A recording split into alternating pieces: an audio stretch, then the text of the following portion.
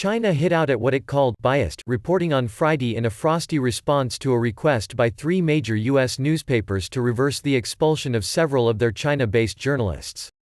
China announced on March 18 it was revoking the press accreditations of all American journalists in the China bureaus of The New York Times (NYT), North, Wall Street Journal (NWSA), and Washington Post, which were due to expire at the end of 2020. In an open letter published earlier this week, the three publishers urged China to reconsider the move, saying it was uniquely damaging and reckless at a time when the world is sharing the burden of fighting the coronavirus. China's foreign ministry said in a statement on its website that it welcomed media and reporters from all countries to report in China in accordance with laws and regulations, but that it did not accept the arrogance and prejudice it said was revealed in the letter of the three publishers. The statement did not directly answer the newspaper's request but suggested Beijing was in no mood to accept it. "The Chinese people do not welcome reports that are not objective and not fair," said the statement.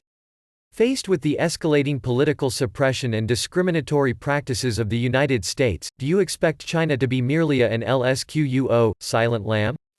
The ministry reiterated that the blame for the situation lay with Washington, rather than Beijing, for first restricting the number of Chinese media in the United States.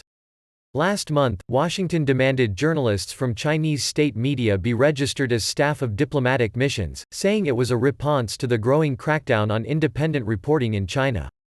China then expelled 3 Wall Street Journal reporters, 2 Americans and an Australian, after the paper published an opinion column calling China the real sick man of Asia. In early March, the United States ordered 4 Chinese news organizations to slash their staff by around a third, impacting 60 reporters. The Foreign Ministry described the move as unreasonable and driven by ideological bias. The ministry also lashed out at the connection made in the letter between the timing of the journalists' expulsion and the need to report on China's coronavirus epidemic. China has bristled at accusations by U.S. officials that it covered up the earlier stages of the virus, exacerbating tension between the world's top 2 economies.